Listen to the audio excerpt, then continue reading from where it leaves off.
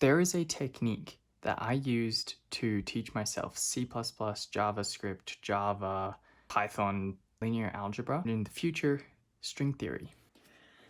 And it's so efficient that I was able to use it to do the actual learning that I wanted to do alongside my required high school learning. And to save you the wait, here it is. Teach the concept. Not only teach it, but teach it as if you're explaining it to something or someone that doesn't have the prior knowledge and required experience to learn that subject. Like Pablo the Penguin. Now, Pablo has been on my channel many times now. So, programmers are known to use the rubber duck method. They sit a rubber duck on their desk, and whenever an error or bug pops up in the code and they don't know how to solve it, they go through it from the beginning to end, explaining it and complaining to the duck. Now, you may be thinking, how do I teach this stuff if I don't understand it myself? Well, that's the point. You need to aim to have the level of understanding to teach it as if you were teaching it to a 6-year-old. And to do that, you need to do research. Just keep researching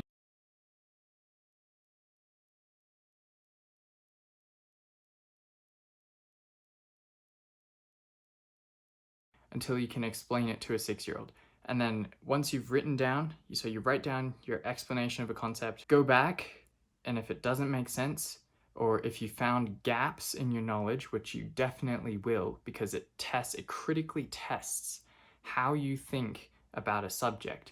And you've probably had this, where you're explaining a concept to someone else or a child, and they ask a question that you don't quite know how to answer. That is a gap in your understanding and knowledge, and this technique fills those gaps, and that's how this technique creates deep understanding. Not knowing stuff can be painful, and trying to explain it can be even more painful, but it's the trade-off for that short amount of pain where you have to explain it and actually research is a very good trade-off, because it takes so much less time to do that than rewriting your notes, doing practice exams, because you do the practice exam and you fool yourself into thinking that you understand the concept or how to solve the question, when in fact it's probably just that one math question you memorized how to do it.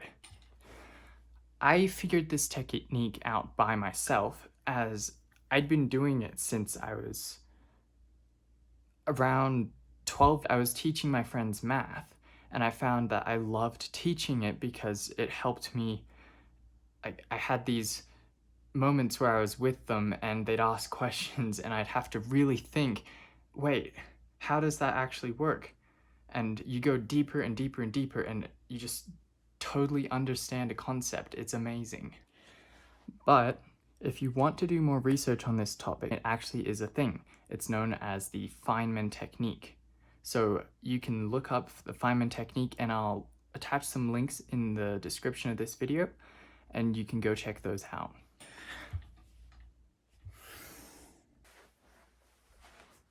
So why is all of this important? Why is learning quickly important? So in my programming journey, it essentially came down to, why am I learning all of this stuff? All I want to do is make a Minecraft clone. I wanted to make a game, and I wanted it to be a Minecraft clone. I had this bizarre... So really, I just wanted to learn quickly so I could get to the fun stuff quicker. And hey, what is the point of spending all that time learning something, struggling through learning it, and only the end bit is the fun stuff? when you don't have to struggle through the learning bit, because that time was precious and you probably should be using it to do the fun stuff and create and innovate. A sort of motto that I follow is learn lots, learn quickly, and learn what interests you. Essentially, this boils down to the fact that learning a hard concept is not the end. It's not the pinnacle. Learning string theory is not like, that's not what your goal should end at. Because really, it's the enjoyment doesn't necessarily come from the learning process. Like, that can be difficult, hard, and taxing on your brain. It's like training for a marathon. Ultimately, it's what you do with that knowledge that you gain. So why learn lots and learn quickly? It boils down, and no pun intended, you need to have these ideas learnt and have them simmer for a while. And I found that that allows you to come up with the best ideas. So if you want to use a concept as if it's ingrained in you, like, I don't know, using a hammer, you need to have the concept down pat and have it simmer for a while. It just becomes part of daily life. It's in the back of your mind always. And when you need it, it'll be there. Have you ever started a self-learning course, like a coding, how to learn Python, or in my case, linear algebra on Udemy, and not finished it? It's not like you didn't have the motivation to learn this thing that interested you, but the process was so tedious, slow, and following one resource didn't really help. So you faded out and maybe didn't lose interest. It just kind of disappeared. You just stopped doing it. That's what happened with me a lot when I was self-studying things. So through learning quickly and learning everything that interests you, being able to do that, then I envision us